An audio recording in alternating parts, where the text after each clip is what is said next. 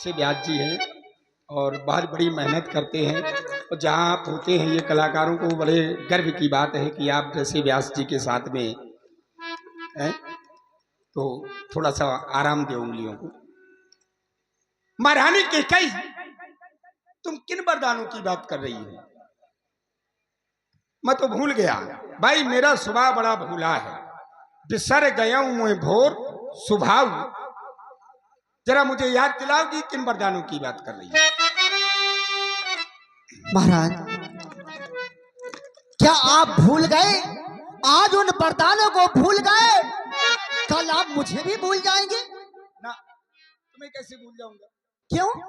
तुम तो मेरे साथ में रहते। तुम्हारा भूलने वाला स्वभाव जो है, स्वभाव है, लेकिन अब तो ऐसा आप मुझे भी भुला दोगे? अरे कैसे भुला दूंगा, तुम तो मेरे साथ रहती हो। तो वरदान भी तो तुम्हारे पास है। तो कौन से वरदानों? महाराज, वही देवासुर वाले संग्राम के मेरे 2 वरदान जो व्यर्थ हाथी रूप में थे, मैंने कहा था समय आएगा तब मांग लूंगी। किस देवासुर संग्राम की बात कर रही हो भाई? एक देवासुर संग्राम थोड़ा हुआ है, 18 देवासुर संग्राम हुए हैं। देवासुर, देवधन असुर, देवताओं और असुरों के युद्ध को कहते हैं देवासुर। तो तुम किस देवासुर संग्राम की बात कर रही हो? वही देवासुर संग्राम महाराज, जिसमें आप लड़ने गए थे। तो लड़ने में एक महाराज गया हूं। महाराज लड़ने तो गए थे, लेकिन ये भी भूल गए कि सम्रासुर नामक असुर से हुआ था जो। ओहो, याद आया, यही सही। सम्रासुर। वाह, याद दिला दिया तुमने। सम्रासुर से मेरा युद्ध हो रहा था। हाँ, तब क्या हुआ? तब तुम्हारे रथ के पहिए की कील निकल गई। अच्छा, तो मैंने अपनी उंगली लगा दी थी। उंगली लगा दी? हाँ। फिर क्या हुआ? तो महाराज, आपको ये ज्ञात होने नहीं दिया मैंने कि आपके रथ के पहिए की कील निकली या नहीं निकली। एक हाथ से मैं रथ को चलाती रही और एक हाथ की मैंने उंगली उस पहिए में लगा दी। महारानी कैकेयी, उंगली काहे की होती है? हड्डी और मांस की बिल्कुल होती है। तुमने उंगली लगाई, रथ चला होगा, युद्ध हुआ होगा, तुम्हारी उंगली कटी नहीं? नहीं कटी। क्यों?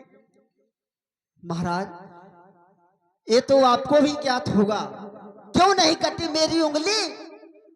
क्योंकि महाराज, उंगली ही नहीं, मेरा पूरा हाथ वज्र का था। और ऐसा वज्र का नहीं, मैं जब चाहूं उसे वज्र के समान उसे अपने योग में ले सकती हूं। जब काम आए तब उसे ले सकती हूं। ऐसा नहीं कि सदैव वज्र का रहेगा। ऐसा क्यों? ऐसा इसलिए क्योंकि महाराज, भाई किसी का शरीर वज्र का नहीं होता। ये भी तुम्हारा अगर हाथ वज्र का है तो क्यों? बात ये है। अच्छा, बात ये है भाई, तुम्हारा हाथ वज्र का कैसे पड़ा? वो इसलिए पड़ा महाराज कि तुम ही नहीं, मैं भी तुम्हारी रानी हूं। अगर तुम शिकारी हो तो मैं भी बचपन से शिकार करती आई हूं महाराज। मैं अचानक शिकार करते करते जंगल की ओर निकल पड़ी, तो मैंने एक हिरन को तरकस से जैसे ही बाण निकाला तो एक हिरन को मारना चाहा। हिरन तो भाग गया महाराज। वहां पर रोमस नाम के महर्षि तप कर रहे थे, तो वो बाण जाके उनकी आंख में जा लगा। तो उन्होंने यह मुझको श्राप दिया था कि जा, जिस हाथ से तूने मुझ पर ये बाण चलाया वो हाथ तेरा वज्र का हो जाएगा। तो मैंने उनसे क्षमा मांगी, तो उन्होंने कहा, कौन सा हाथ वज्र का था? मेरा यह हाथ वज्र का था। ये वाला। अब रुको, ये कहानियां उसको बताया करो जिसको बताना हो, ठीक है? तुम शिकार खेलने गई, हिरन का शिकार कर रही थी। हाँ। ऋषि रोमस की आंख में बाण लग गया ना। तुम्हारा हाथ वज्र का थोड़ा था, तुम्हारी सिर्फ उंगली वज्र की थी।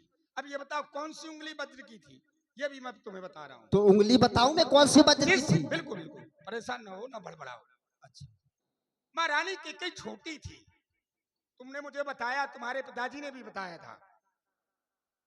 महारानी कैकेयी जिस समय छोटी थी, ऋषि दुर्वासा इनके यहां पहुंचे, स्वागत सम्मान किया।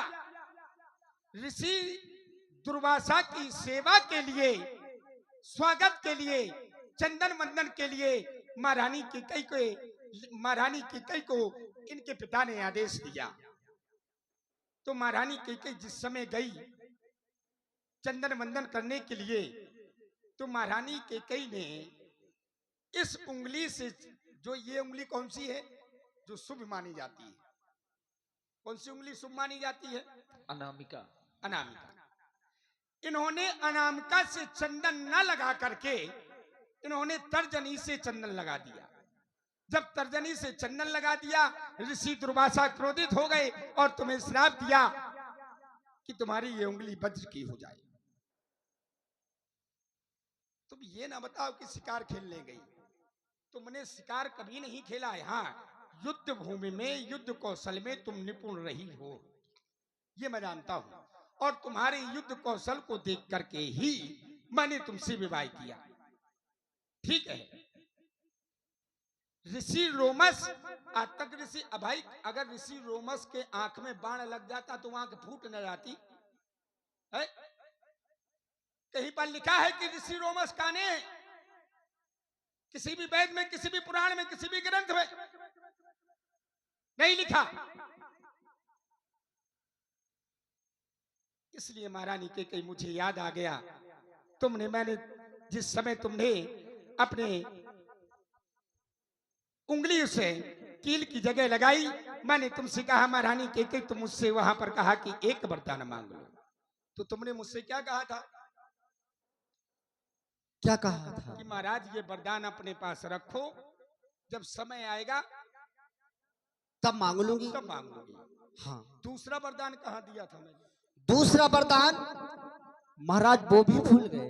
अच्छा एक बात बताओ, आपने कहा बिसर गयो मेरा भोर स्वभाव, इसकी आगे की अर्थाली बोलो। व्यक्ति को जितना भोजन करना होता उतना करता है। नहीं नहीं बोलो, इसकी आगे की बोलो। क्यों? आगे हमारा काम ही नहीं है। नहीं नहीं बोलो ना आगे। एक बात बताओ, व्यक्ति जितना भोजन करना चाहेगा उतना बोलेगा कि आगे बोले? ज्यादा ज्यादा खाएगा तो अनपच हो जाएगा। नहीं ज्यादा नहीं, तुम तो अपने मतलब की बात कर रहे हो। तो तुम बोलो ना अगर तुम्हारे मतलब की बात हो। हाथी राख न मांगे काऊ, बिसर गयो मोर भोर स्वभाव। तो महाराज क्या वरदान देना भूल गए आप, या ये भूल गए कि हमने वरदान कितने और कहां पर दिए थे? दूसरा वरदान मैंने तुम्हें जब दिया था, जिस समय शिकार खेलने में गया, सामने शिकार दिखाई देने पर तरकस से मैंने अपना बाण निकाला तो मेरी उंगली में बाण का अग्रभाग चुभ गया। जब संध्या हुई वापस में आया, जिस समय शेष सैया पर पहुंचा तो मुझे नींद नहीं आ रही थी। तुमने देखा कि महाराज को बहुत कष्ट है, तुमने मेरी उंगली को अपनी जिह्वा पर रख लिया। जब जिह्वा पर रख लिया, प्रातः काल हुआ, जब मैंने देखा तो उसी तरह से तुम मेरी उंगली को जिह्वा पर रखे हुई थी। मैंने कहा मैं तुमसे प्रसन्न हूं, तुम मुझसे एक वरदान और मांग लो। तब तुमने कहा, क्या कहा था महाराज? जब समय आएगा तब मांग तब लूंगी। मांगो। सच बताना, आज तक तुमने वरदान मांगे? तो अब तो मांग रही हूँ। एक क्षण, आज तक मांगे कि नहीं मांगे? नहीं मांगी इसलिए तो मांग रही हूँ। अब रुक जाओ, नहीं मांगे। देखिए, अगर किसी के घर में अगर कोई मेहमान आए, कोई मेहमान आए और घर का मालिक कहे मेहमान से भैया भोजन कर लो, अब वो मेहमान कहे कि जब हमें भूख लगेगी तब हम आपसे मांग करके खा लेंगे। अब वो मेहमान भूखा बैठा रहे तो बताओ इसमें घर के मालिक का क्या दोष है?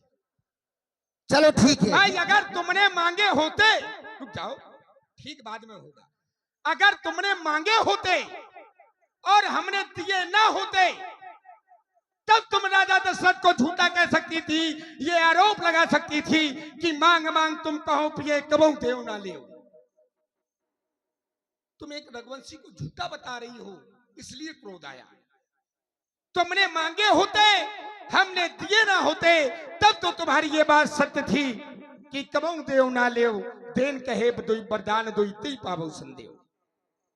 तुम राजा दशरथ को झूठा बता रही हो, ये अच्छी बात नहीं है, मुझे पता है, क्योंकि तुम इस समय क्रोध में हो, और जो व्यक्ति क्रोध में होता है तो उसका ज्ञान शून्य हो जाता है। आज तुम्हारा जो ज्ञान है वो शून्य है, इसलिए महारानी तुम दो वरदानों की बात कर रही हो। दो वर तो कोई चीज नहीं, दो के बदले में तुम हमसे 4 ले लो। हमने सीखी है नहीं नहीं जो मन भाए सो ले लो। तुम 2 की बात कर रही हो, तुम हमारी पत्नी हो, मैं तुम्हें 4 दूंगा। हमें हमारे दो क्योंकि ही सुनो, हम रघुवंशी है, अति कर्जे बरसे न बूंद, धोखा तो इनमें घूमे। भाई ये बादल गरज जाए, मेघ गरज जाए, एक बूंद ना बरसे, ये धोखेबाज हो सकते हैं। अति कर्जे बरसे न बूंद, धोखा तो इनमें घूमे है। जो कहा सो किया, सो दिया, बस एक बार हम मर्दों में है, हम मर्दों में। ठीक है महाराज, कुछ क्रोध नहीं, कुछ क्रोध नहीं, अपमान नहीं करती हूं मैं, उपहास नहीं, हंसी नहीं कर रही। सच तो यह है हे रघुवंशी, तुम पुरुषों पर मुझे विश्वास नहीं। जब अभी इतनी बातें बना रहे हो तो क्या जरूरी थोड़ी ना कि दे दोगे वरदान तुम। तुम्हें तो ये ऊंची ऊंची बातें करना बंद करें। ये बताओ, तुम्हें अपने पति पर विश्वास नहीं है? नहीं है। अब देखिए, पति और पत्नी का संबंध होता है सिर्फ विश्वास का। वंदे भवानी शंकरौ श्रद्धा विश्वास रूपणौ है, श्रद्धा और विश्वास का होता है। और पति और पत्नी में अगर विश्वास समाप्त हो गया तो फिर वो संबंध भी समाप्त हो जाता है।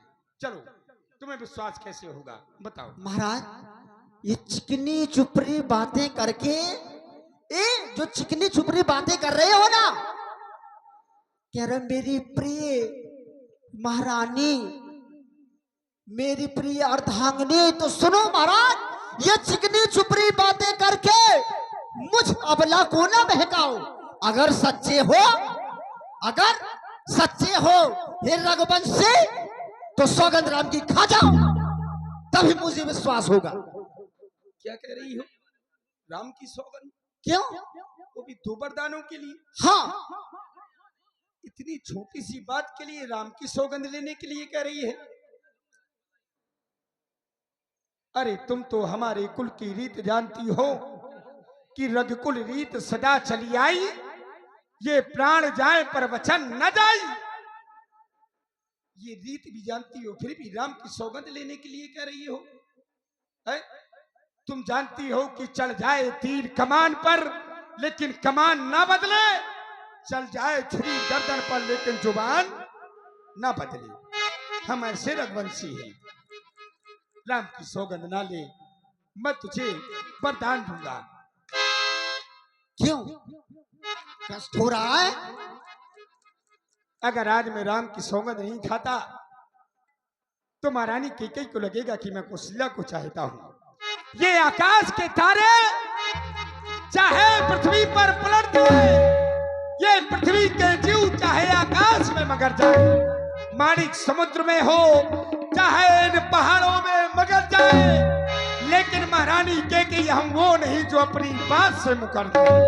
परमात्मा गवाह है, ये परमात्मा गवाह है, अनुचित नहीं होगा ये क्षत्रिय नरेश अपने धर्म से विचलित नहीं होगा। है आन पहली बार पाक उस नाम की, है आन पहली बार पाक उस नाम की, ले तेरे सामने खाता हूं मैं सौगंध अपने बेटे राम की, राम की, राम की। महाराज, विश्वास? अब मुझे विश्वास हो गया। अब तो तुम हंसने लगी। हाँ महाराज, अब विश्वास हो गया कि आप मुझे चाहने लगे हो और मेरे तो वरदान मिल जाएंगे। अच्छा, हाँ महाराज, आप खड़े क्यों महाराज, बिराजिए। अब मैं मांगती हूँ वरदान, बैठ जाइए। मांगो मांगो। महाराज, लो सुनो प्राणीपति प्राणीनाथ, वह थाती आज मांगती हूँ, कौशल्या नंदन के बदले निज सुत को राज चाहती हूँ।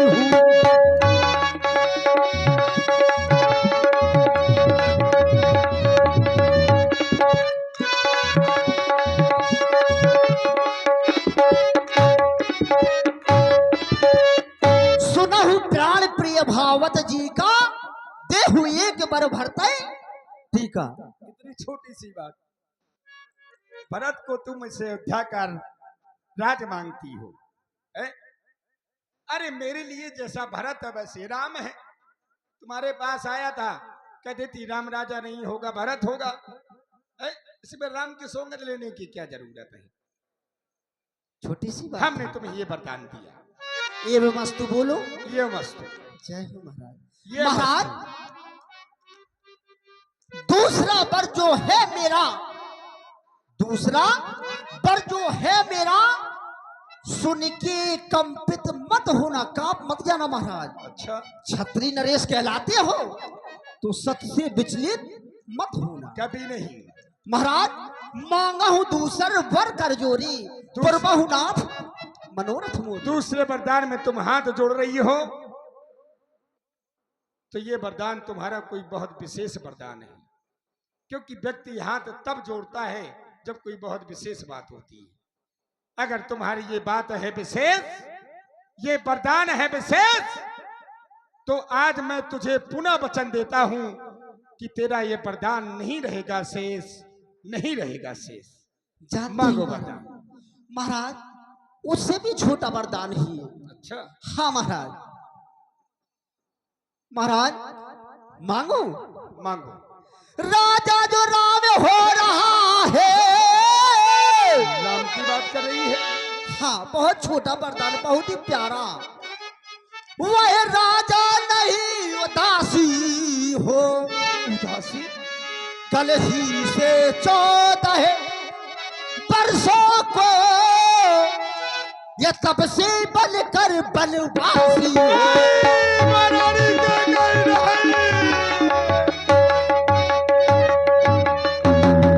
तापस भेष विशेष उदासी, 14 बरस राम बनवासी, 14 बरस राम बनवासी। माथे हाथ मूंदे दो लोचन, अपने दोनों नेत्र महाराज ने अपने हाथ से बंद कर लिए, सोचने लगे।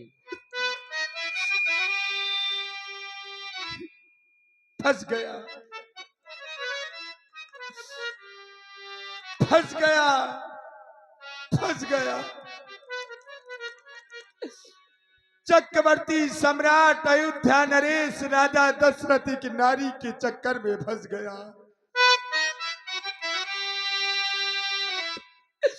एक नारी के चक्कर में फंस गया। महारानी कैकेयी, तुमने जो ये दूसरा वरदान मांगा है, ये वरदान महारानी कैकेयी तूने अच्छा नहीं मांगा। अगर राम बन को चला गया महारानी कैकेयी, तो ये अयोध्या अनाथ हो जाएगी, अनाथ हो जाएगी।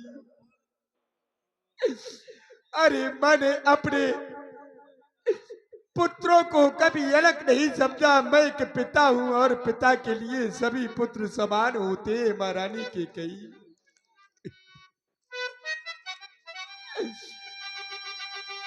सभी पुत्र पिता को है समानो,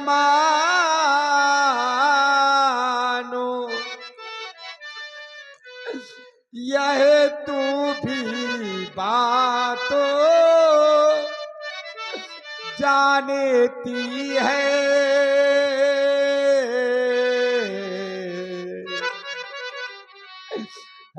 राम भरत सा प्यारा मुझे,